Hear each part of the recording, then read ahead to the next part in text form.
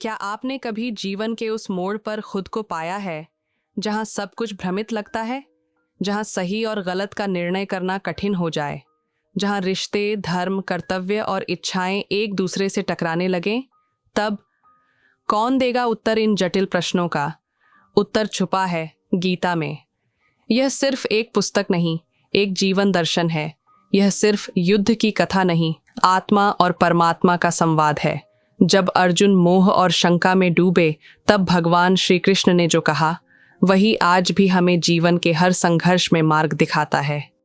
गीता हमें सिखाती है कि कर्म क्या है, धर्म क्या है, आत्मा क्या है और मोक्ष क्या है। गीता कहती है, ना तो तू शरीर है, ना तेरा कुछ नाश हो सकता है, तू तो शाश्वत आत्मा है, अजर अमर। इस संपूर्ण वीडियो में हम आपको लेकर चलेंगे गीता के 18 अध्यायों की यात्रा पर। अध्याय दर अध्याय, श्लोक दर श्लोक, सरल भाषा में भावों के साथ रहस्यों को खोलते हुए। ये केवल सुनने की नहीं, आत्मसात करने की यात्रा है। तो आइए तैयार हो जाइए उस दिव्य संवाद को सुनने के लिए, जिसने केवल अर्जुन को नहीं बल्कि पूरे विश्व को अज्ञान के अंधकार से ज्ञान के प्रकाश की ओर ले जाया जा रहा है। यह है श्रीमद् भगवत गीता। गीता का पहला अध्याय। गीता के पहले अध्याय का नाम अर्जुन विषाद योग है। इस अध्याय में कुरुक्षेत्र के मैदान में उपस्थित बंधुओं और संबंधियों को सामने देखकर अर्जुन के मन में उठे विषाद और मनः स्थिति का वर्णन किया गया है। अर्जुन युद्ध करने से हिचकिचा रहे थे क्योंकि उन्हें अपने परिवार और गुरुओं को मारना नहीं था।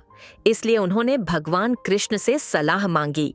भगवान कृष्ण ने अर्जुन को कर्म योग और धर्म के मार्ग पर चलने के लिए प्रेरित किया। श्री कृष्ण ने अर्जुन को बताया कि कर्म करो, लेकिन फल की इच्छा मत करो। श्री कृष्ण ने अर्जुन को युद्ध में उतरने के लिए राजी किया। गीता के प्रथम श्लोक का पहला शब्द है धर्म और गीता के अंतिम श्लोक का अंतिम शब्द है मम, अर्थात धर्म और मैं। तो यह जानना आवश्यक है कि मैं कौन हूँ और मेरा धर्म क्या है। अगर आपको यह वीडियो पसंद आया हो तो कृपया लाइक करें, कमेंट करें और भक्ति स्टोरीज चैनल को सब्सक्राइब करें। जय श्री कृष्ण। श्रीमद् भगवद गीता का दूसरा अध्याय, जिसे सांख्य योग भी कहा जाता है, अर्जुन को युद्ध के कर्तव्य और जीवन के अर्थ के बारे में ज्ञान प्रदान करता है।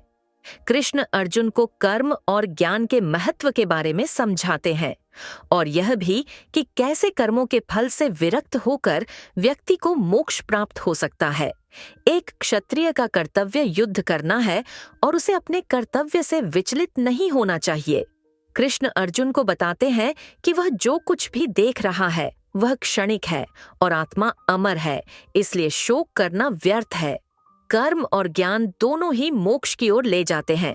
कर्मों के फल से विरक्त होकर व्यक्ति को ज्ञान प्राप्त होता है और वह मोक्ष की ओर अग्रसर होता है।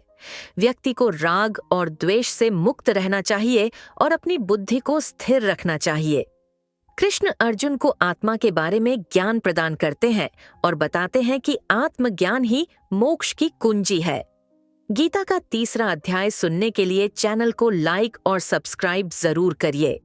गीता के तृतीय अध्याय, जिसे कर्म योग भी कहा जाता है, ये बताता है कि कर्म करना अनिवार्य है और किसी भी प्राणी को अकर्मशील नहीं रहना चाहिए।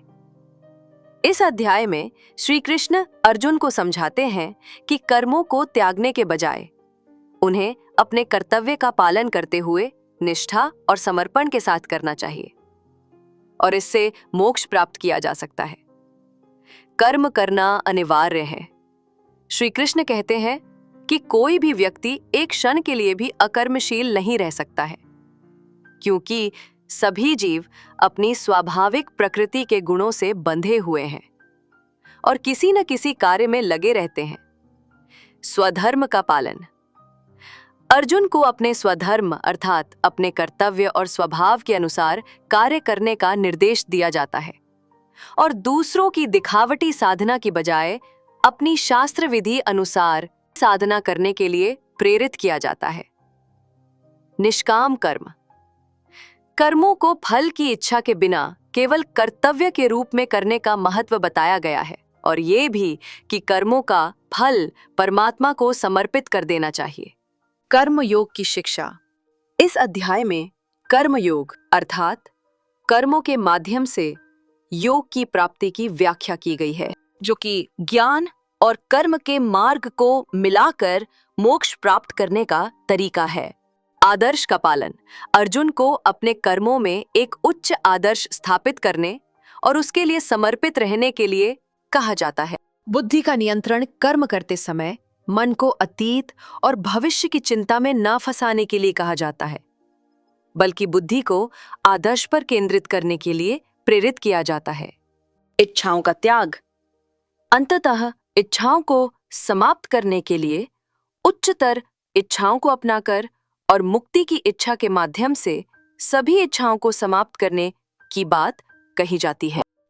तीसरा अध्याय कर्मयोग गीता के ज्ञान के मार्ग का एक महत्वपूर्ण भाग है, जो बताता है कि कर्मों को कैसे किया जाना चाहिए ताकि मोक्ष प्राप्त किया जा सके और जीवन में एक उच्च आदर्श के लिए कैसे समर्पित रहा जा सके। अगर आपको यह वीडियो पसंद आया हो तो कृपया लाइक करें, कमेंट करें और भक्ति स्टोरीज चैनल को सब्सक्राइब करें। जय श्री कृष्ण। श्रीमद् भगवद गीता के चौथे अध्याय ज्ञान कर्म संन्यास योग। जब जब धर्म की हानि होती है, भगवान लेते हैं अवतार। क्या आप जानते हैं कि भगवान खुद क्यों जन्म लेते हैं? गीता का चौथा अध्याय इस रहस्य को उजागर करता है। आज हम बात करेंगे श्रीमद् भगवद गीता के चौथे अध्याय की ज्ञान कर्म संन्यास योग। भगवान श्री कृष्ण अर्जुन से कहते हैं, जब धर्म की हानि होती है और अधर्म बढ़ता है तब मैं जन्म लेता हूँ, सज्जनों की रक्षा और अधर्म के नाश के लिए। इस अध्याय में वे ज्ञान का महत्व बताते हैं कि केवल कर्म करने से नहीं, बल्कि ज्ञान युक्त और स्वार्थ रहित कर्म से ही मुक्ति मिलती है। वे कहते हैं, सच्चा ज्ञान गुरु से मिलता है, श्रद्धा, सेवा और विनम्रता से। अंत में अर्जुन से कहते हैं, संशय को त्यागो, ज्ञान से अज्ञान का नाश करो और धर्म के मार्ग पर चलो। तो दोस्तों, यही है इस अध्याय का संदेश। ज्ञान से कर्म को पवित्र बनाओ और मोक्ष की ओर बढ़ो। जय श्री कृष्ण। अगर आपको हमारा यह अध्याय पसंद आया हो तो वीडियो को लाइक करें और ऐसे ही आध्यात्मिक ज्ञान और कथाओं के लिए भक्ति स्टोरीज चैनल को सब्सक्राइब करना न भूलें। जय श्री कृष्ण। आज हम समझेंगे श्रीमद् भगवद गीता का 5वां अध्याय कर्म संन्यास योग। इस अध्याय में भगवान श्री कृष्ण अर्जुन को सिखाते हैं कि त्याग और कर्म दोनों का सही अर्थ क्या है। अर्जुन पूछते हैं, हे कृष्ण, आप कभी कहते हैं कर्म छोड़ो, संन्यास लो, कभी कहते हैं कर्म करो, तो असल में श्रेष्ठ क्या है, कर्म संन्यास या कर्मयोग? भगवान श्री कृष्ण कहते हैं, संन्यास और कर्मयोग दोनों मार्ग मोक्ष की ओर ले जाते हैं, लेकिन कर्मयोग श्रेष्ठ है क्योंकि इसमें हम समाज और आत्मा दोनों की सेवा कर सकते हैं। संन्यास यानी संसार से अलग होना जरूरी नहीं, बल्कि अहंकार, लालच और फल की इच्छा का त्याग ही सच्चा संन्यास है। भगवान बताते हैं, जब हम कर्म करें पर उसका फल ईश्वर को समर्पित करें तो हम उस कर्म से बंधते नहीं, बल्कि मुक्त होते हैं। सच्चा योगी वही है जो कर्म करता है लेकिन खुद को करता नहीं मानता। श्री कृष्ण कहते हैं, जो व्यक्ति सबको एक ही दृष्टि से देखता है, ब्राह्मण, गाय, हाथी, कुत्ता या चांडाल, वह साक्षात ज्ञानी है। ऐसा व्यक्ति न किसी से घृणा करता है, न किसी से मोह। जब मनुष्य कामनाओं से मुक्त होता है, कर्म के फल की चिंता छोड़ देता है और ईश्वर में स्थित हो जाता है, तो उसे मिलती है परम शांति। त्याग करना है कर्म का नहीं, बल्कि इच्छा, मोह और फल की अपेक्षा का। कर्म करते हुए भी जब हम भीतर से शांत, सम और निरहंकारी रहते हैं, तभी हम मोक्ष की ओर बढ़ते हैं। कर्म करते रहो, लेकिन फल की चिंता भगवान पर छोड़ दो। यही है कर्म संन्यास योग का गूढ़ रहस्य। अगर आपको ये अध्याय पसंद आया हो तो वीडियो को लाइक करें और भक्ति स्टोरीज चैनल को सब्सक्राइब जरूर करें, ताकि ऐसे ही आध्यात्मिक ज्ञान आपके जीवन को रोशन करता रहे। जय श्री कृष्ण। आज हम बात करेंगे भगवद गीता के 6ठे अध्याय की, जिसे कहते हैं ध्यान योग। मन को कैसे करें, नियंत्रित और शांति पाए। यह अध्याय ध्यान और आत्म नियंत्रण का योग सिखाता है। भगवान श्री कृष्ण यहाँ बताते हैं कि कैसे व्यक्ति अपने मन और इंद्रियों को नियंत्रित करके परम शांति और परमात्मा की प्राप्ति कर सकता है।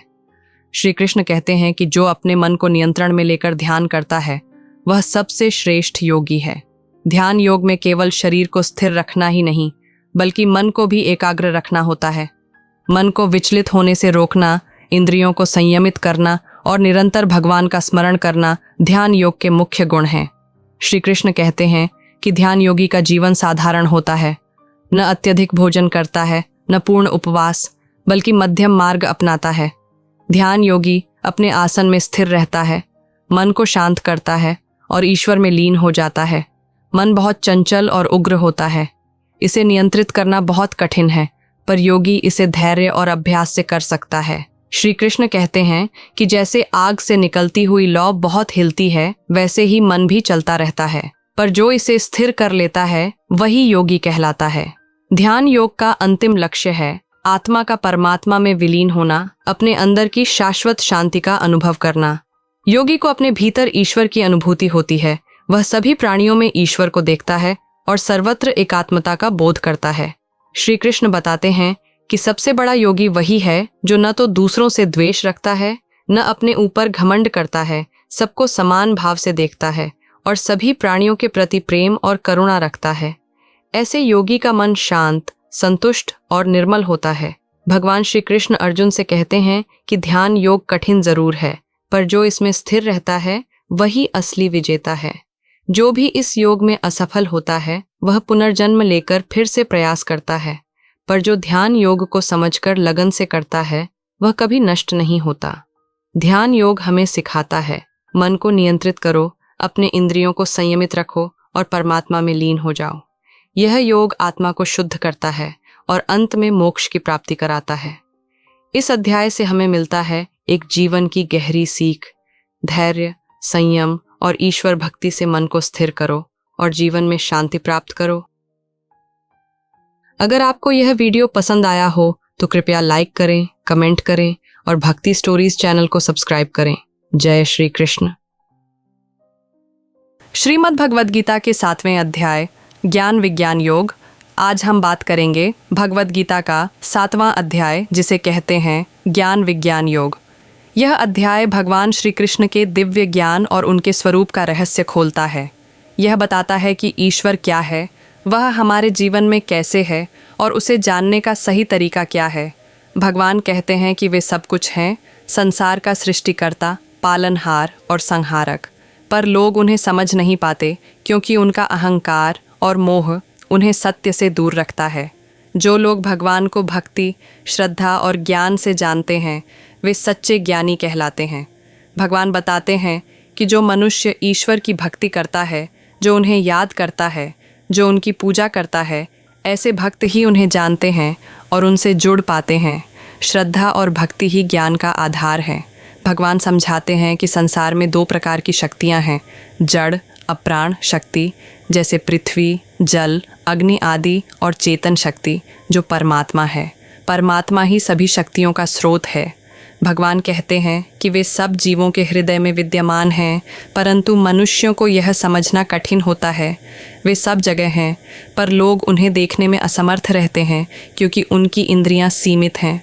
भगवान कहते हैं कि जो अज्ञान में रहते हैं और उन्हें नहीं जानते, वे इस संसार के मोह में फंसे रहते हैं, पर जो भगवान को जान लेते हैं वे संसार के बंधनों से मुक्त हो जाते हैं। भगवान कहते हैं कि जो व्यक्ति मन लगाकर भक्ति करता है उसे वे अपनी अनंत कृपा से स्वीकार करते हैं। यह भक्ति, ज्ञान और विज्ञान का योग है। इस अध्याय से हमें सीख मिलती है कि भगवान की भक्ति, सच्चा ज्ञान और उनके स्वरूप का सही ज्ञान ही मोक्ष का मार्ग है। हमें अपने जीवन में श्रद्धा और भक्ति से भगवान को पहचानना चाहिए। अगर आपको यह वीडियो अच्छा लगा हो तो कृपया लाइक करें, शेयर करें और भक्ति स्टोरीज चैनल को सब्सक्राइब करना न भूलें। जय श्री कृष्ण। गीता अध्याय 8वां अक्षर ब्रह्म योग, मृत्यु और आत्मा का रहस्य। आज हम बात करेंगे भगवद गीता का 8वां अध्याय, जिसे कहते हैं अक्षर ब्रह्म योग। यह अध्याय मृत्यु और आत्मा के अंतिम सत्य के बारे में गहरा ज्ञान देता है।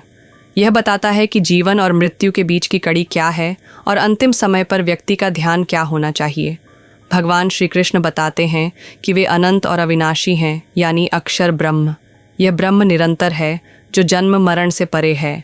जो इस परम ब्रह्म का ध्यान करता है वह जन्म मरण के चक्र से मुक्त हो जाता है। भगवान कहते हैं कि मृत्यु के समय जो व्यक्ति किस वस्तु पर ध्यान केंद्रित करता है वह उसी की ओर जाता है। अगर मन भगवान में लगा हो तो आत्मा परमात्मा के पास जाती है।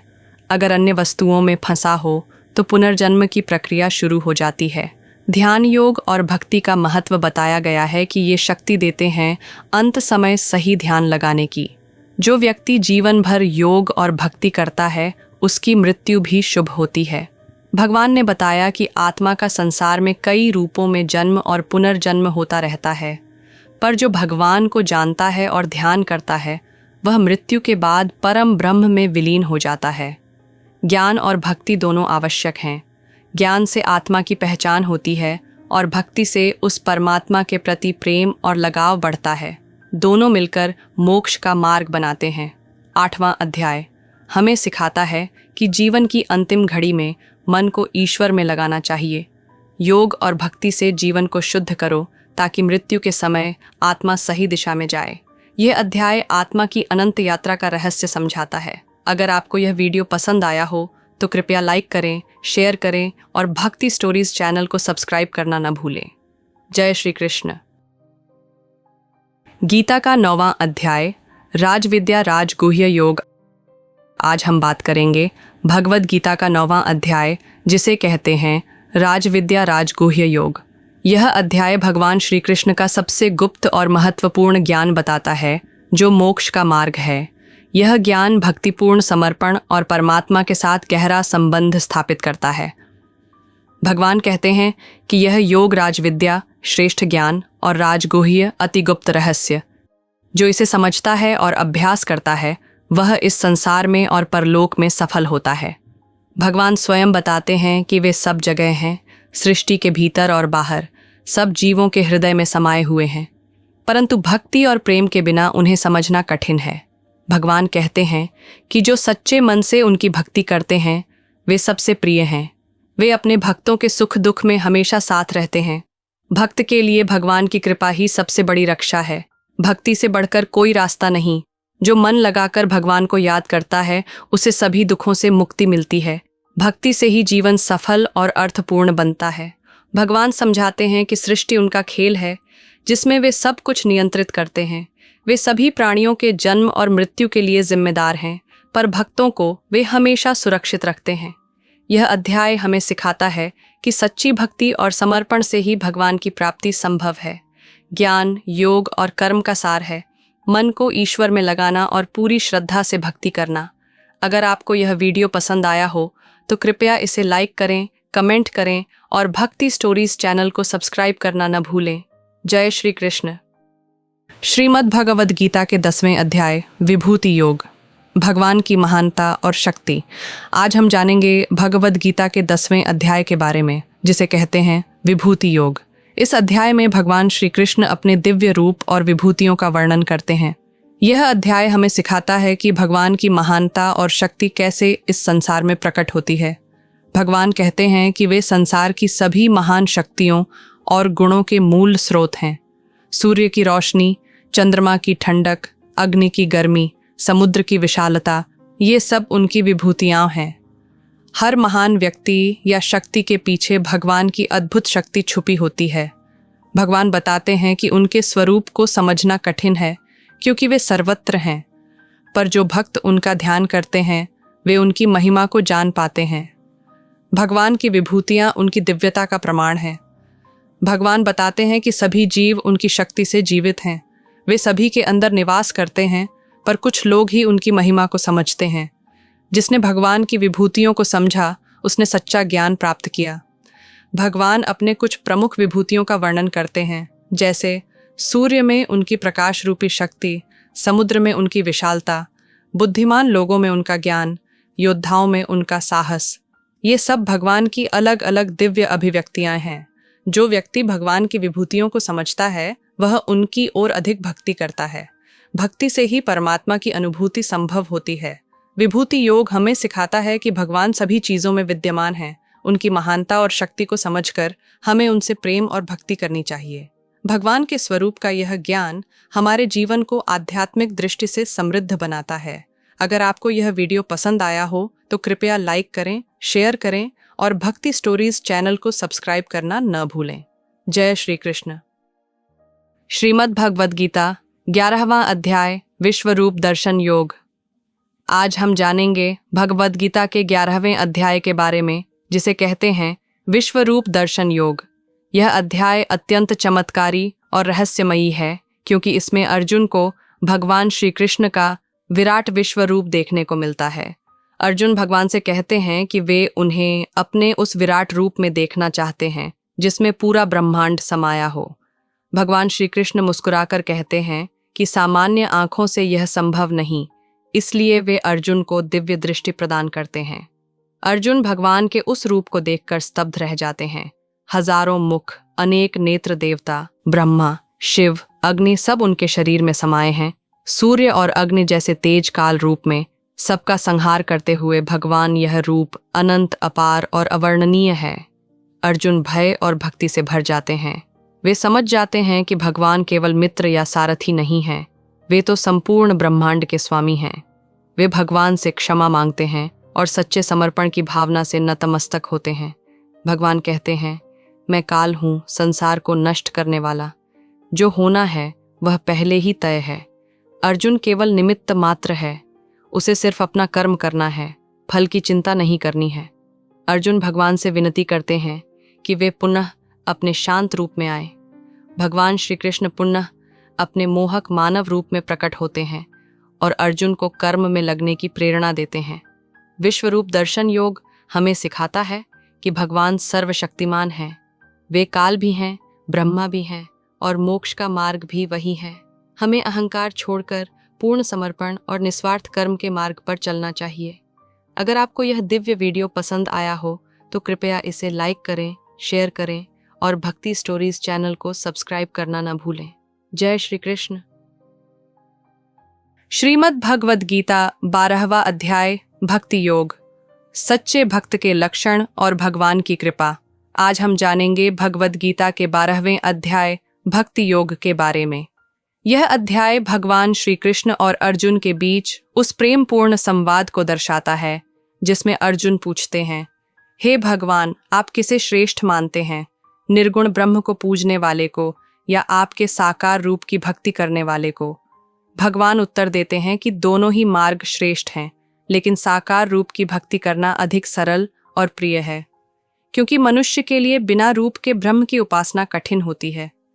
भगवान बताते हैं कि जो भी भक्त दूसरों से द्वेष नहीं करता, सभी के प्रति करुणा रखता है, अहंकार और लालच से मुक्त होता है, शीत, गर्मी, सुख दुख में सम रहता है, वह भगवान को अत्यंत प्रिय होता है। भक्ति एक सरल और प्रेमपूर्ण मार्ग है जिसमें ईश्वर के प्रति विश्वास, समर्पण और प्रेम ही सबसे बड़ा योग है। जो भी निष्काम भाव से भगवान की भक्ति करता है उसे मोक्ष की प्राप्ति होती है। जो व्यक्ति अपना मन भगवान में लगाता है और उनके आदेशों पर चलता है, वह संसार के दुखों से ऊपर उठकर शाश्वत शांति प्राप्त करता है। ऐसी भक्ति में न योग की कठिन साधना है, न त्याग की जटिलता, केवल प्रेम है। भक्ति योग हमें सिखाता है कि ईश्वर को पाने के लिए विद्वान या तपस्वी होना आवश्यक नहीं, बस सच्चा हृदय, श्रद्धा और समर्पण चाहिए। भगवान को वही प्रिय है जो प्रेम से उन्हें पुकारता है। अगर आपको यह सरल और प्रेम से भरी व्याख्या पसंद आई हो तो वीडियो को लाइक करें, शेयर करें और भक्ति स्टोरीज चैनल को सब्सक्राइब करना न भूलें। जय श्री कृष्ण। श्रीमद् भगवद गीता का 13वां अध्याय क्षेत्र क्षेत्रज्ञ योग, आत्मा और शरीर का रहस्य। आज हम श्रीमद् भगवद गीता के 13वें अध्याय क्षेत्र और क्षेत्रज्ञ योग की व्याख्या करेंगे। यह अध्याय आत्मा, शरीर और परमात्मा के गहरे संबंध को स्पष्ट करता है। भगवान श्री कृष्ण अर्जुन को बताते हैं कि इस शरीर को क्षेत्र, फील्ड कहा जाता है और जो इसे जानता है वह है क्षेत्रज्ञ। भगवान कहते हैं कि शरीर नाशवान है लेकिन आत्मा शाश्वत है। शरीर केवल एक साधन है आत्मा के अनुभव के लिए। जो व्यक्ति अपने शरीर से अलग आत्मा को पहचानता है वही सच्चा ज्ञानी है। भगवान श्री कृष्ण बताते हैं कि सच्चा क्षेत्रज्ञ केवल जीव नहीं है बल्कि परमात्मा स्वयं है, जो सबके भीतर मौजूद है और सबके कर्मों का साक्षी है। वह हर शरीर में एक सा विद्यमान है, भेद नहीं करता। भगवान बताते हैं कि सच्चा ज्ञान क्या है। विनम्रता, अहिंसा, क्षमा, आत्मनियंत्रण, मोह से मुक्ति और परमात्मा की भक्ति। यह ज्ञान हमें मोक्ष की ओर ले जाता है। भगवान प्रकृति, भौतिक जगत और पुरुष, आत्मा का भेद समझाते हैं। प्रकृति से शरीर और कर्म जन्म लेते हैं और आत्मा उसका साक्षी बनती है। जब आत्मा प्रकृति में फंस जाती है तो जन्म और मृत्यु के चक्र में उलझती है। जो व्यक्ति आत्मा और परमात्मा को एक भाव से देखता है वह मोह, माया और भ्रम से मुक्त होकर मुक्ति को प्राप्त करता है। ज्ञान और भक्ति से ही यह सच्चा दर्शन संभव है। क्षेत्रज्ञ योग हमें सिखाता है कि हम केवल शरीर नहीं, शुद्ध आत्मा हैं। इस आत्मा को जानना ही सच्चा ज्ञान है। जब हम परमात्मा को हर जगह देखते हैं तो द्वेष मिट जाता है और जीवन में शांति आ जाती है। अगर आपको यह दिव्य ज्ञान पसंद आया हो तो वीडियो को लाइक करें, शेयर करें और भक्ति स्टोरीज चैनल को सब्सक्राइब करना न भूलें। जय श्री कृष्ण। श्रीमद् भगवद गीता का 14वां अध्याय गुणत्रय विभाग योग। सत्व, रज, तम की शक्ति को जानिए, जीवन को दिशा देने वाला ज्ञान। आज हम जानेंगे श्रीमद् भगवद गीता के 14वें अध्याय के बारे में, जिसका नाम है गुणत्रय विभाग योग। इस अध्याय में भगवान श्री कृष्ण अर्जुन को 3 प्रमुख प्राकृतिक गुणों सत्व, रजस और तमस का रहस्य समझाते हैं, जो हर मनुष्य के स्वभाव और कर्मों को प्रभावित करते हैं। सत्व गुण पवित्रता, शांति, ज्ञान और संतुलन से जुड़ा होता है। जिस व्यक्ति में यह गुण प्रधान होता है वह संयमी, विचारशील और ईश्वर की ओर झुका होता है, लेकिन यह भी बांधता है ज्ञान और सुख की लालसा से। रजस गुण सक्रियता, इच्छाएं और भोग से जुड़ा होता है। ऐसे लोग हमेशा कामना, महत्वाकांक्षा और प्रतिस्पर्धा में लगे रहते हैं। यह गुण व्यक्ति को कर्मों के बंधन में बांधता है। तमस गुण अज्ञान, आलस्य, भ्रम और जड़ता से जुड़ा होता है। इस गुण से व्यक्ति निष्क्रिय, क्रोधित और दिशाविहीन होता है। तमस अंधकार की ओर ले जाता है। यह आत्मा के विकास में सबसे बड़ी रुकावट है। भगवान श्री कृष्ण कहते हैं कि जो व्यक्ति इन तीनों गुणों को पहचान कर उनसे ऊपर उठ जाता है वह गुणातीत कहलाता है, यानी जो साक्षी भाव में रहकर कर्म करता है लेकिन उनमें बंधता नहीं। वह जन्म और मृत्यु के चक्र से मुक्त होकर परम शांति प्राप्त करता है। यह अध्याय हमें सिखाता है कि जीवन में केवल भक्ति ही नहीं बल्कि आत्मनिरीक्षण भी आवश्यक है। हम किस गुण में जी रहे हैं और कैसे गुणों से ऊपर उठकर मोक्ष के मार्ग पर चल सकते हैं। अगर आपको यह गहरा ज्ञान पसंद आया हो तो वीडियो को लाइक करें, शेयर करें और भक्ति स्टोरीज चैनल को सब्सक्राइब करना न भूलें। जय श्री कृष्ण। श्रीमद् भगवद गीता का 15वां अध्याय पुरुषोत्तम योग। आत्मा, संसार और परमात्मा का गहरा रहस्य, जीवन और परमात्मा का अद्भुत रहस्य। आज हम जानेंगे गीता के 15वें अध्याय पुरुषोत्तम योग के बारे में। यह अध्याय जीवन के सबसे गहरे रहस्य को प्रकट करता है। यह संसार क्या है, आत्मा कौन है और परमात्मा कैसे सबसे ऊपर है। भगवान श्री कृष्ण इस संसार को एक उल्टे पीपल के पेड़ से तुलना करते हैं, जिसकी जड़ें ऊपर परमात्मा में हैं और शाखाएं नीचे संसार की ओर फैली हैं। यह संसार माया से बंधा हुआ है और इसकी जड़ें मोह, कामना और अहंकार हैं। इससे मुक्त होने के लिए विवेक और भक्ति की कुल्हाड़ी चाहिए। भगवान बताते हैं कि आत्मा न तो जन्म लेती है न मरती है, वह शाश्वत और अविनाशी है। एक शरीर से दूसरे शरीर में जाती है, जैसे आदमी पुराने कपड़े उतारकर नए पहनता है। भगवान कहते हैं, मैं ही वह परम पुरुष हूँ जो सबके हृदय में बैठा है। स्मृति, ज्ञान और निर्णय ये सब मुझसे ही आते हैं। मैं ही वेदों का छाता और वेदांत का उद्देश्य हूँ। 3 तरह के पुरुष होते हैं, क्षर पुरुष, नश्वर जीव जो जन्म लेते हैं, अक्षर पुरुष आत्मा जो अमर है, पुरुषोत्तम भगवान स्वयं जो क्षर और अक्षर दोनों से परे हैं। भगवान श्री कृष्ण स्वयं को पुरुषोत्तम कहते हैं, जो सब में है पर किसी से बंधा नहीं। इस अध्याय का सार यह है कि जो भक्त इस ज्ञान को समझ लेता है वह मोह से ऊपर उठकर भगवान को पहचान लेता है और मोक्ष प्राप्त करता है। यह अध्याय हमें आत्मा, संसार और भगवान इन तीनों का स्पष्ट ज्ञान देता है। अगर आपको यह ज्ञानपूर्ण व्याख्या पसंद आई हो तो वीडियो को लाइक करें, शेयर करें और भक्ति स्टोरीज चैनल को सब्सक्राइब करना न भूलें। जय श्री कृष्ण।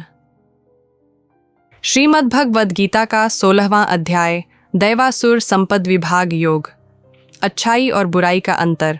आज हम गीता के 16वें अध्याय की बात करेंगे, जिसका नाम है दैवासुर संपद विभाग योग। इस अध्याय में भगवान श्री कृष्ण हमें 2 प्रकार के स्वभावों, दैवी पवित्र और आसुरी अधार्मिक के बारे में बताते हैं। दैवी संपदा वे गुण हैं जो हमें आध्यात्मिक उन्नति की ओर ले जाते हैं, जैसे अहिंसा, दूसरों को न नुकसान पहुंचाना, सत्य, क्षमा, शांति, दया, श्रद्धा, विनम्रता। ऐसे लोग हमेशा ईश्वर का स्मरण करते हैं और सत्कर्म करते हैं। आसुरी संपदा वे गुण हैं जो हमें अधर्म और अंधकार की ओर ले जाते हैं, जैसे अहंकार, क्रोध, लालच, मोह, हिंसा, झूठ। ऐसे लोग अपने स्वार्थ और इंद्रिय सुखों में फंसे रहते हैं और अपने साथ दूसरों को भी नुकसान पहुंचाते हैं। भगवान बताते हैं कि दैवी स्वभाव वाले व्यक्ति जीवन में शांति और मुक्ति पाते हैं, जबकि आसुरी स्वभाव वाले अंत में दुख और विनाश को प्राप्त होते हैं। दुष्ट स्वभाव वाले पुनर्जन्म के चक्र में फंसे रहते हैं। जो व्यक्ति अपने आसुरी गुणों को छोड़कर दैवी गुणों को अपनाता है, वह भगवान के निकट होता है और मोक्ष की ओर बढ़ता है। यह अध्याय हमें समझाता है कि हमारे कर्म और स्वभाव ही हमारे भविष्य का निर्धारण करते हैं। सही मार्ग चुनें और जीवन को पवित्र बनाएं। अगर आपको यह ज्ञान अच्छा लगा हो तो वीडियो को लाइक करें, शेयर करें और भक्ति स्टोरीज चैनल को सब्सक्राइब करना न भूलें। जय श्री कृष्ण। गीता का 17वां अध्याय, श्रद्धात्रय विभाग योग, श्रद्धा के 3 स्वरूप और उनका महत्व। आज हम गीता के 17वें अध्याय की चर्चा करेंगे, जिसका नाम है श्रद्धात्रय विभाग योग। इस अध्याय में भगवान श्री कृष्ण हमें बताते हैं कि किस तरह से 3 प्रकार की श्रद्धा, सात्विक, राजसिक और तमसिक, हमारे जीवन और कर्मों को प्रभावित करती है। सात्विक श्रद्धा वह होती है जो सत्य, शुद्धता और भक्ति से भरी होती है। ऐसे लोग भगवान, धर्म और सत्य में विश्वास रखते हैं और उनके कर्म अच्छे, सरल और शुद्ध होते हैं। उनकी श्रद्धा शांति और ज्ञान की ओर ले जाती है।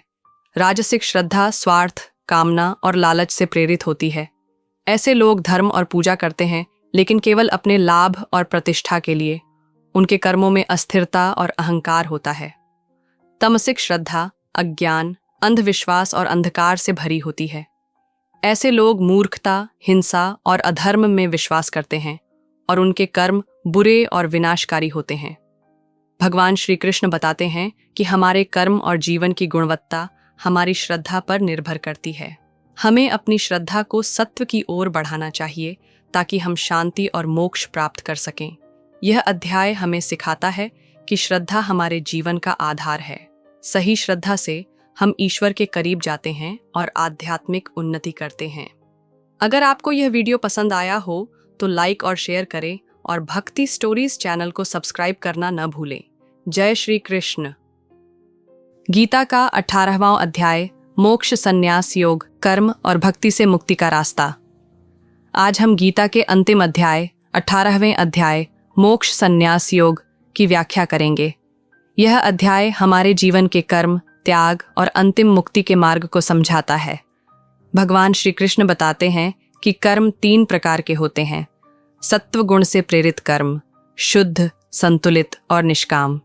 रजस गुण से प्रेरित कर्म, लालची, इच्छा भरित और फल की चिंता वाले। तमस गुण से प्रेरित कर्म, आलसी, निष्क्रिय और भ्रमित। संन्यास का मतलब है कर्मों का त्याग नहीं, बल्कि कर्मों से फल की इच्छा का त्याग। सिर्फ काम छोड़ देना ही संन्यास नहीं, बल्कि मन को भी कर्मों के फल से मुक्त करना संन्यास है। भगवान कहते हैं कि सच्चा मोक्ष केवल भगवान की भक्ति और पूर्ण समर्पण से ही मिलता है। जो मन पूरी श्रद्धा से भगवान को समर्पित हो, वही मोक्ष पाता है। इस अध्याय में सभी ज्ञानों का सार समाहित है: कर्म, ज्ञान, भक्ति और त्याग।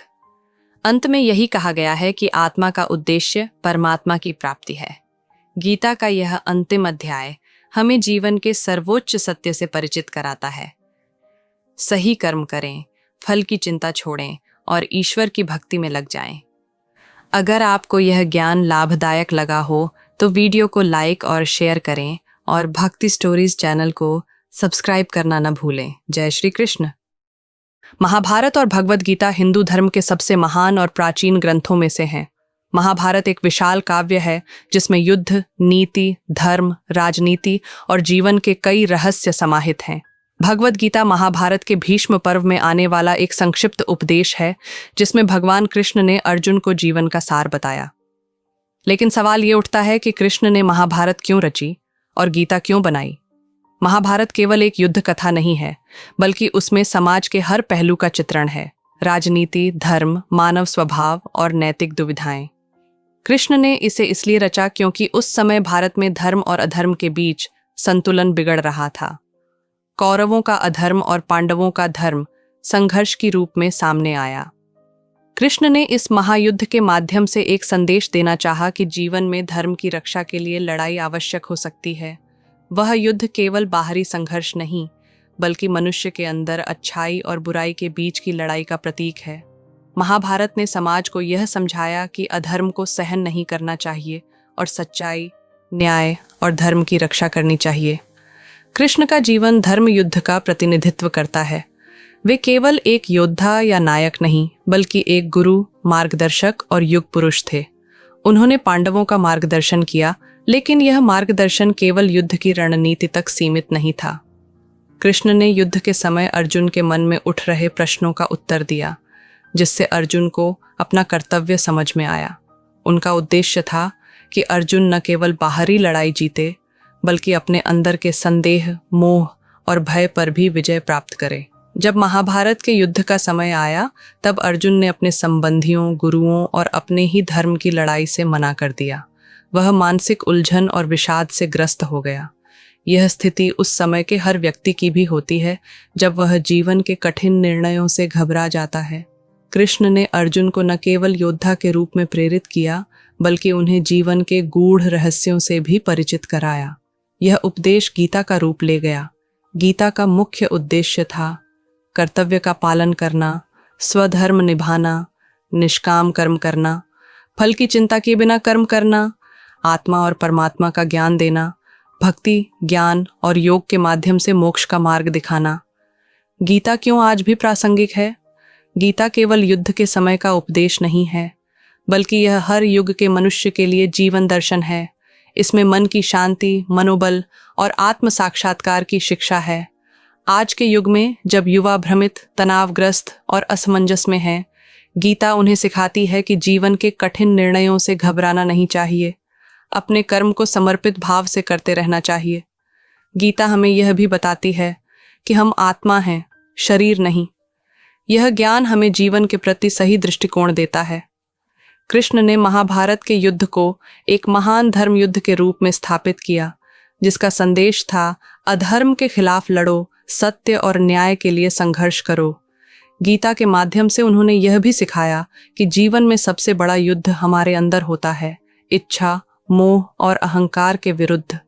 उनका उद्देश्य था कि लोग धर्म का पालन करें, अपने कर्तव्य को समझें और भक्ति तथा ज्ञान के रास्ते पर चलें। कृष्ण ने महाभारत इसलिए रचा ताकि धर्म की रक्षा हो सके और समाज को सही मार्गदर्शन मिले। महाभारत युद्ध से अधिक जीवन के हर संघर्ष का प्रतीक है। गीता ने अर्जुन और हर मनुष्य को कर्म, ज्ञान और भक्ति का उपदेश दिया। कृष्ण का उद्देश्य था कि हम अपने कर्तव्यों को समझें, भय और मोह से मुक्त हों और आत्मा के स्वरूप को पहचानें। इसलिए कृष्ण ने महाभारत और गीता को बनाया ताकि मानव जीवन का सार हमें समझ आए और हम एक सच्चा, धर्मात्मा और सफल जीवन जी सकें। जय श्री कृष्ण। भगवत गीता हमें सिखाती है कि धर्म का पालन करें, हमेशा सही और न्याय के मार्ग पर चलें। कठिनाई आए तो भी धर्म का साथ न छोड़ें। निष्काम कर्म करें, मेहनत करें, लेकिन नतीजे की चिंता मत करें। कर्म पर ध्यान दें, फल पर नहीं।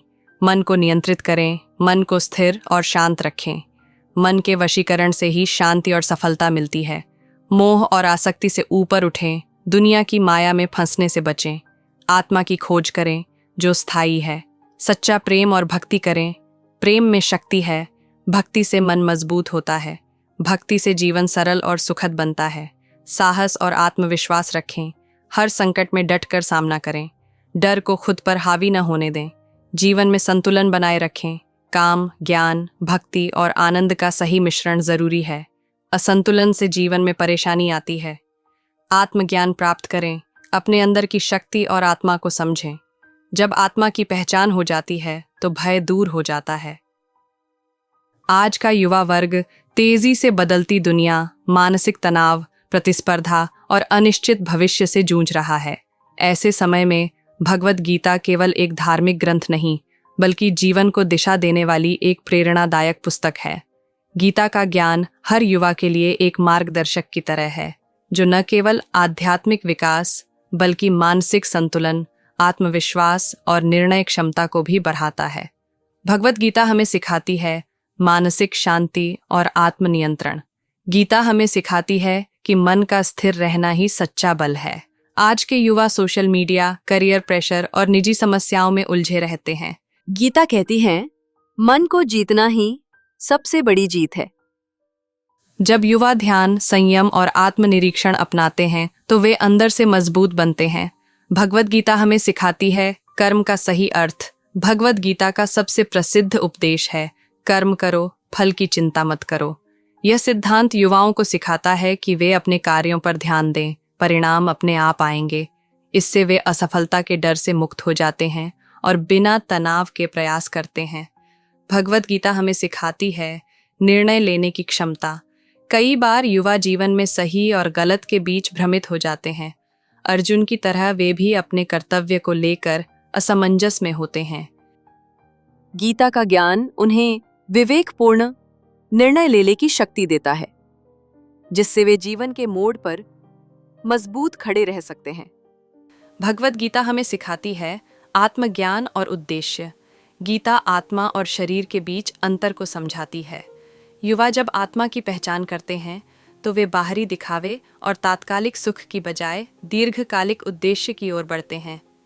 इससे उनका जीवन अधिक सार्थक और उद्देश्यपूर्ण बनता है। भगवद गीता हमें सिखाती है भक्ति और आस्था का महत्व। गीता में बताया गया है कि श्रद्धा और भक्ति से जीवन सरल और शुद्ध होता है। ये युवाओं को आत्मकेंद्रित होने से बचाकर एक बड़ा दृष्टिकोण देती है। वे सेवा, समर्पण और प्रेम की भावना से ओतप्रोत होते हैं। भगवद गीता हमें सिखाती है व्यसनों और भटकाव से मुक्ति। आज का युवा वर्ग कई प्रकार के व्यसनों जैसे नशा, मोबाइल की लत, गुस्सा, आलस्य आदि से पीड़ित है। गीता इन सब पर विजय पाने का मार्ग दिखाती है। संयम, सात्विक जीवन और आत्मनियंत्रण से युवाओं को शक्ति मिलती है। भगवद गीता हमें सिखाती है नेतृत्व और प्रेरणा। भगवद गीता नेतृत्व के अद्भुत गुण सिखाती है, जैसे धैर्य, करुणा, न्याय और सेवा भाव। जो युवा गीता को समझता है वह न केवल अपने जीवन में सफल होता है, बल्कि समाज के लिए भी प्रेरणा बनता है। भगवद गीता हमें सिखाती है जीवन में संतुलन। गीता कहती है अत्यधिक खाना, अत्यधिक सोना या अत्यधिक कार्य, ये सभी बंधन बनते हैं। युवाओं को यह सिखाया जाता है कि जीवन में संतुलन ही सफलता की कुंजी है। पढ़ाई, आराम, व्यायाम, सेवा और ध्यान सबका समावेश आवश्यक है। भगवद गीता हमें सिखाती है आधुनिक जीवन में गीता की उपयोगिता। आईटी, बिजनेस, साइंस, किसी भी क्षेत्र में गीता का ज्ञान काम आता है। आज विश्व की बड़ी कंपनियों में गीता को मैनेजमेंट और नेतृत्व के लिए पढ़ाया जा रहा है। युवा यदि गीता से सीखें तो वे अच्छे प्रोफेशनल और अच्छे इंसान बन सकते हैं। भगवद गीता हमें सिखाती है आध्यात्मिक विकास।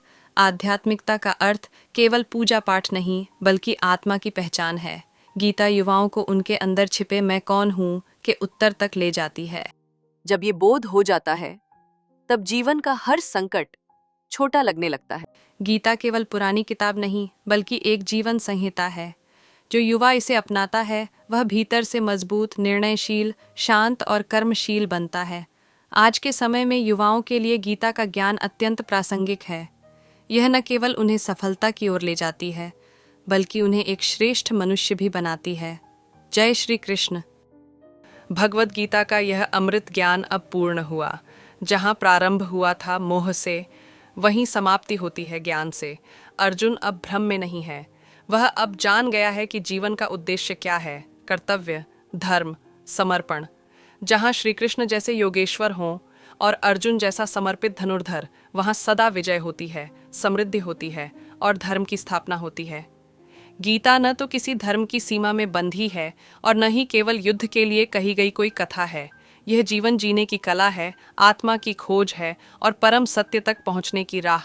यदि यह वीडियो आपके मन को छू गया हो तो इसे औरों तक पहुंचाइए, क्योंकि ज्ञान बांटने से बढ़ता है और यही सच्चा यज्ञ है।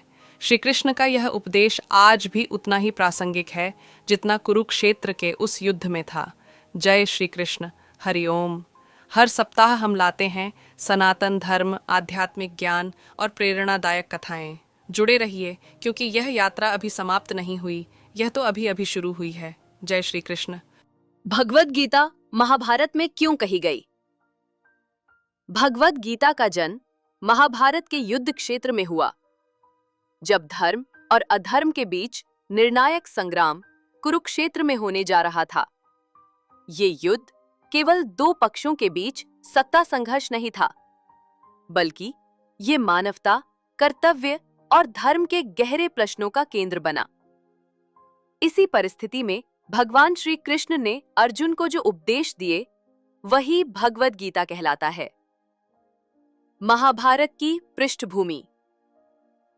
महाभारत में कौरवों और पांडवों के बीच वर्षों से चला आ रहा विवाद युद्ध की कगार पर पहुंच चुका था। कुरुक्षेत्र में दोनों सेनाएं आमने सामने खड़ी थी। अर्जुन, जो पांडवों के प्रमुख योद्धा और महान धनुर्धर थे, जब युद्ध शुरू करने को हुए तो उन्होंने अपने ही संबंधियों, गुरुओं और मित्रों को युद्ध में सामने देखा। ये देखकर अर्जुन का मन विचलित हो गया। उन्होंने अपना धनुष नीचे रख दिया और श्री कृष्ण से कहा कि वो अपनों को मारने के लिए युद्ध नहीं कर सकते। वो मानसिक द्वंद्व में फंस गए और जीवन के उद्देश्य, कर्तव्य और धर्म पर प्रश्न उठाने लगे। गीता का उद्देश्य। भगवान श्री कृष्ण अर्जुन के सारथी के रूप में उनके साथ थे। अर्जुन के मन में जो मोह और भ्रम उत्पन्न हुआ था, उसका समाधान करने के लिए श्री कृष्ण ने उन्हें आत्मा, कर्म, धर्म, योग और जीवन की सच्चाई के विषय में उपदेश देना शुरू किया। ये संवाद ही भगवत गीता के रूप में प्रसिद्ध हुआ। गीता केवल एक युद्ध भूमि की बातचीत नहीं है, ये एक संपूर्ण दर्शन है जो हमें बताता है कि जब जीवन में संकट आए तो कैसे विवेक, ज्ञान और समर्पण से निर्णय लेना चाहिए। गीता महाभारत में ही क्यों कही गई? जीवन की सबसे बड़ी चुनौती के समय, जब अर्जुन जैसे योद्धा के मन में भी भ्रम आ जाए, तब यह स्पष्ट होता है कि हर व्यक्ति को जीवन में कभी न कभी ऐसे क्षणों का सामना करना पड़ता है। यही वह क्षण था जब गीता की आवश्यकता थी। कर्तव्य और मोह के बीच संघर्ष। महाभारत युद्ध सिर्फ एक लड़ाई नहीं थी, बल्कि ये निर्णय लेने की स्थिति थी जहां अर्जुन को अपने मोह को त्याग कर धर्म के पक्ष में खड़ा होना था। सार्वकालिक ज्ञान का अवसर। युद्ध का मैदान जीवन की उस सच्चाई का प्रतीक है जहां हर मनुष्य को रोज युद्ध करना होता है, अपने अंदर के मोह, अज्ञान, भय और भ्रम से। गीता इस युद्ध में जीतने का मार्ग दिखाती है। आज के इस विशेष वीडियो में हम जानेंगे कि भगवत गीता किसने लिखी, क्यों लिखी गई, कब और कहाँ लिखी गई, और आज हम गीता से क्या सीख सकते हैं। गीता का उद्भव। भगवत गीता महाभारत का एक हिस्सा है। ये उस समय कही गई जब कुरुक्षेत्र में महायुद्ध होने वाला था। पांडवों और कौरवों की सेनाएं आमने सामने थीं। अर्जुन युद्ध करने को तैयार नहीं थे, और तब भगवान श्री कृष्ण ने उन्हें जो उपदेश दिए, वही भगवत गीता कहलाया। किसने लिखी गीता? गीता भगवान श्री कृष्ण के मुख से कही गई थी, लेकिन इसे लिपिबद्ध किया था महर्षि वेद व्यास ने, जिन्होंने संपूर्ण महाभारत की रचना की थी। वेद व्यास ने गीता को महाभारत के भीष्म पर्व में शामिल किया है। गीता का संवाद श्री कृष्ण और अर्जुन के बीच हुआ था, जिसे संजय ने धृतराष्ट्र को सुनाया। गीता क्यों लिखी गई? गीता केवल युद्ध की प्रेरणा नहीं है, बल्कि यह जीवन का दर्शन है। जब अर्जुन अपने कर्तव्य से भागना चाहते हैं, तब श्री कृष्ण उन्हें आत्मा, कर्म, धर्म और मोक्ष का गूढ़ ज्ञान देते हैं। यह ज्ञान आज भी हर व्यक्ति के लिए प्रासंगिक है। गीता कहाँ और कब लिखी गई? गीता का उपदेश कुरुक्षेत्र में युद्ध के पहले दिन युद्ध भूमि के बीचों बीच दिया गया। इसका काल लगभग 5000 वर्ष पूर्व माना जाता है। इसे वेद व्यास ने संस्कृत में महाभारत के भाग के रूप में लिपिबद्ध किया। गीता से हम क्या सीख सकते हैं? जीवन में कर्म करते रहना चाहिए, फल की चिंता नहीं करनी चाहिए। आत्मा अजर, अमर और अविनाशी है। क्रोध, लोभ और मोह से दूर रहना चाहिए। सच्चा योगी वही है जो सुख दुख, लाभ हानि, जय पराजय में सम रहता है। धर्म का पालन, संयम और भक्ति जीवन का मार्ग है। भगवद गीता न केवल एक धार्मिक ग्रंथ है, बल्कि जीवन जीने की कला सिखाने वाला शाश्वत ग्रंथ है। इसे वेद व्यास ने लिपिबद्ध किया, लेकिन ज्ञान भगवान श्री कृष्ण का है। हर इंसान को अपने जीवन में गीता का अध्ययन जरूर करना चाहिए, क्योंकि ये हर परिस्थिति में मार्गदर्शन देती है। जय श्री कृष्ण। आज हम जानेंगे कि भगवद गीता के प्रमुख पात्र कौन कौन हैं और उनका क्या महत्व है। ये पात्र न केवल गीता की शिक्षा को दर्शाते हैं, बल्कि हर पात्र से हमें जीवन में कुछ विशेष सीख भी मिलती है। आइए 1 घंटे की इस रोचक यात्रा में गीता के इन पात्रों को समझें। भगवान श्री कृष्ण। भगवान श्री कृष्ण गीता के सबसे महत्वपूर्ण पात्र हैं। वे केवल अर्जुन के सारथी ही नहीं, बल्कि पूरे मानवता के शिक्षक हैं। उन्होंने अर्जुन को आत्मा, कर्म, धर्म, भक्ति और ज्ञान का उपदेश दिया। उनका उद्देश्य था अर्जुन को मोह से मुक्त कर सच्चे कर्तव्य की ओर ले जाना। श्री कृष्ण हमें सिखाते हैं, परिस्थिति कैसी भी हो, कर्तव्य मत छोड़ो। फल की चिंता मत करो, केवल कर्म करो। स्थिर बुद्धि और समत्व का अभ्यास करो। अर्जुन। अर्जुन गीता के श्रोता है, जिनके प्रश्नों से ही गीता का ज्ञान सामने आता है। वे एक महान योद्धा थे, लेकिन जब अपने ही संबंधियों को सामने देखा तो मोह में आ गए। उनके भीतर जो संघर्ष था, वो हर मनुष्य के जीवन का प्रतीक है। अर्जुन से हमें सीखने को मिलता है, जब जीवन में भ्रम हो तो ज्ञान का मार्ग अपनाओ। शंका स्वाभाविक है, पर उत्तर खोजो। सही मार्ग पर चलना ही सच्चा धर्म है। संजय। धृतराष्ट्र के मंत्री और दिव्य दृष्टि से युक्त व्यक्ति थे। उन्होंने गीता का संवाद धृतराष्ट्र को सुनाया। संजय का पात्र ये सिखाता है कि ज्ञान को केवल सुनना ही नहीं, उसे समझना और आत्मसात करना भी आवश्यक है। संजय हमें सिखाते हैं, निरपेक्ष दृष्टिकोण अपनाओ, ज्ञान को आगे फैलाओ। धृतराष्ट्र। धृतराष्ट्र अंधे राजा थे, जो केवल शरीर से ही नहीं, बल्कि न्याय और धर्म से भी अंधे थे। वे अपने पुत्रों के मोह में पड़कर धर्म का साथ नहीं दे पाए। उनका पात्र हमें चेतावनी देता है, मोह और पक्षपात जीवन को अंधकार में ले जाते हैं। धर्म का साथ देना ही सच्चा नेतृत्व है। हनुमान, व्यास और अन्य अदृश्य पात्र। व्यास जी ने गीता को लिपिबद्ध किया। हनुमान जी भी अर्जुन के रथ पर ध्वज रूप में उपस्थित थे, जो विजय और भक्ति का प्रतीक है। गीता के हर पात्र हमें जीवन की कोई न कोई शिक्षा देता है। श्री कृष्ण शिक्षक हैं, अर्जुन साधक है, संजय संवाद करता है और धृतराष्ट्र वो हैं जो हमें बताते हैं कि क्या नहीं करना चाहिए। अगर हम इन पात्रों की भूमिका और संदेशों को जीवन में उतारें, तो हमारा जीवन भी सार्थक हो सकता है। जय श्री कृष्ण। आज के समय में अगर हम गीता की शिक्षाओं को दैनिक जीवन में अपनाएं, चाहे वो कर्म हो, ध्यान हो या आत्मा का ज्ञान, तो जीवन अधिक सुखमय, शांत और उद्देश्यपूर्ण हो सकता है। चाहे आप विद्यार्थी हों, गृहस्थ हों या कामकाजी, गीता हर किसी के लिए एक मार्गदर्शक है। भगवद गीता केवल एक धार्मिक ग्रंथ नहीं, बल्कि जीवन को समझने और सही दिशा में जीने का मार्ग है। इसके 18 अध्याय हमें कर्म, ज्ञान, भक्ति और आत्मबोध की गहराइयों से परिचित कराते हैं।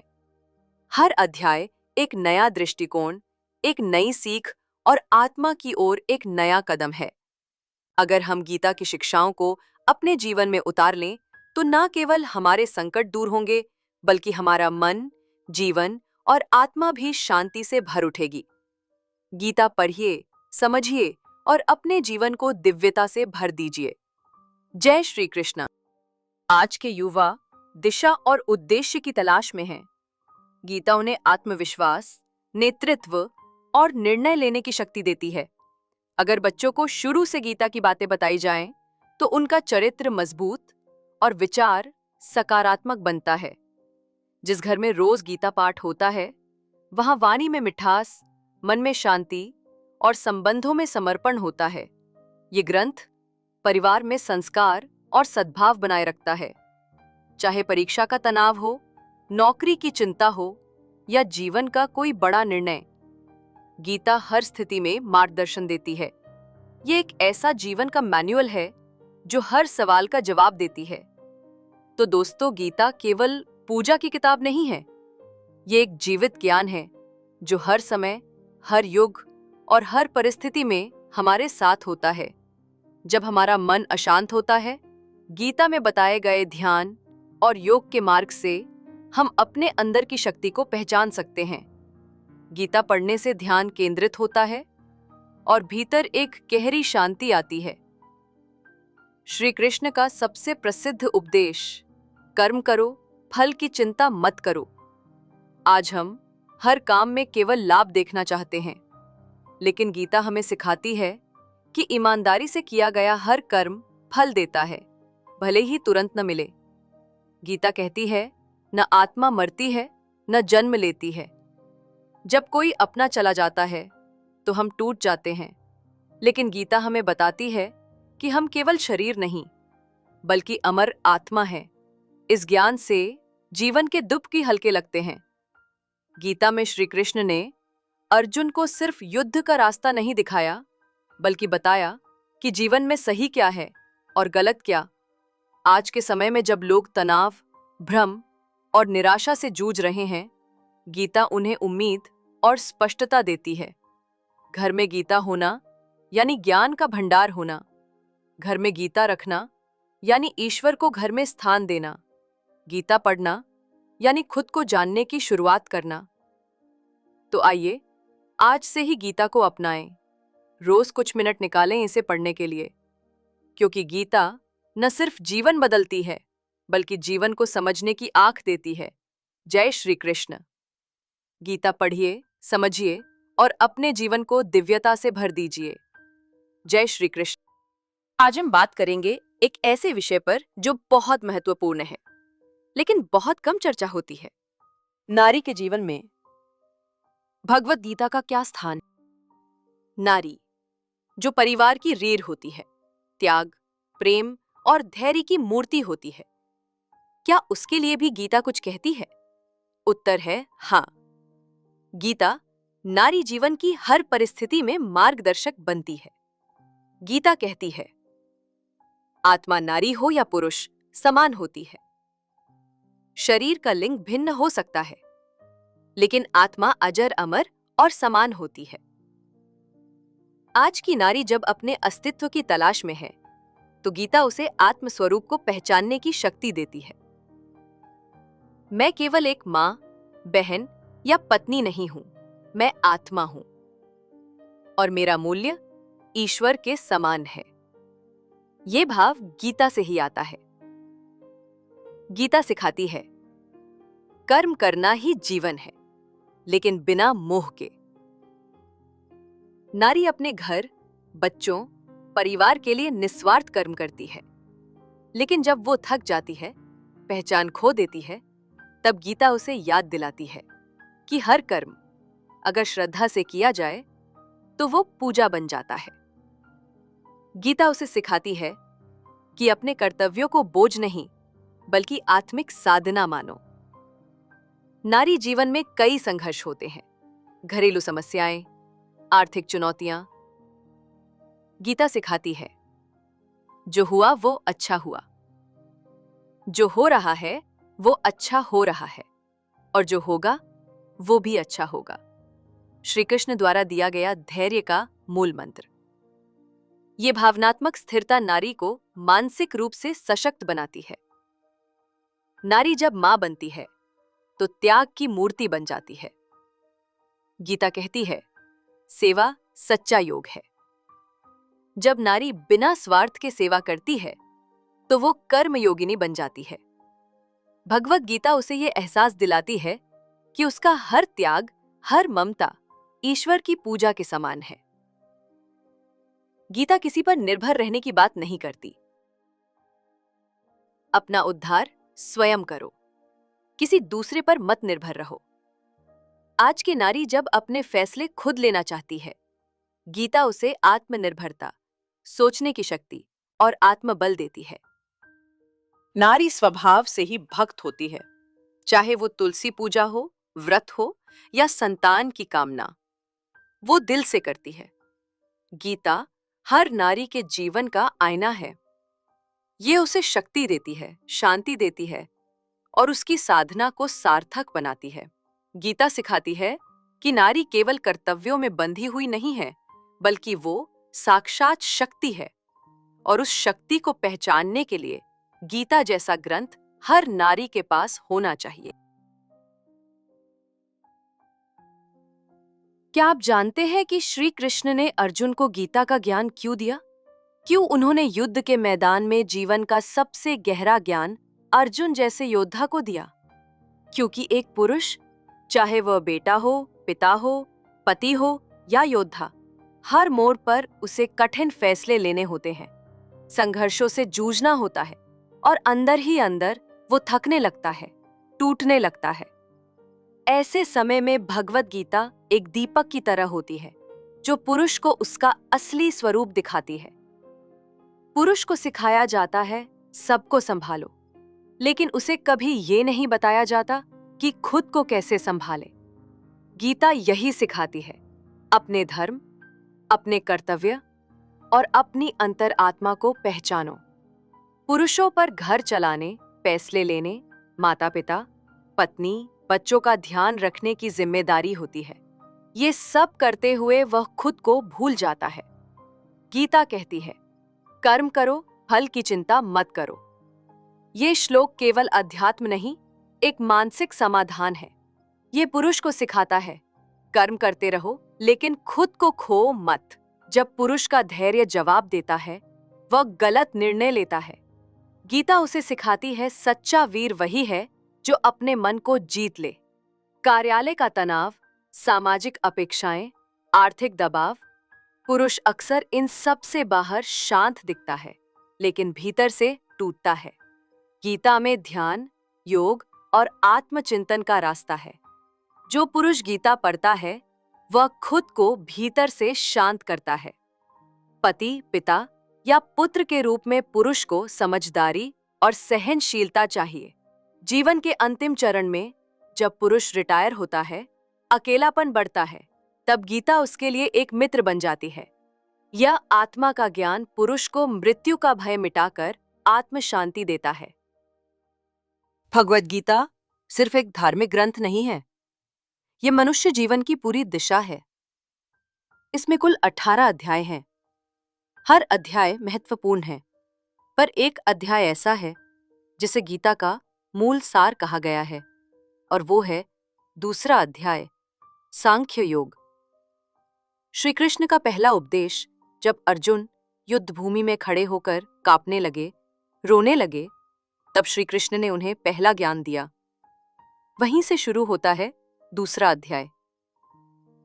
तुम सिर्फ कर्म करने के अधिकारी हो, फल की चिंता मत करो। जीवन का सबसे बड़ा संदेश।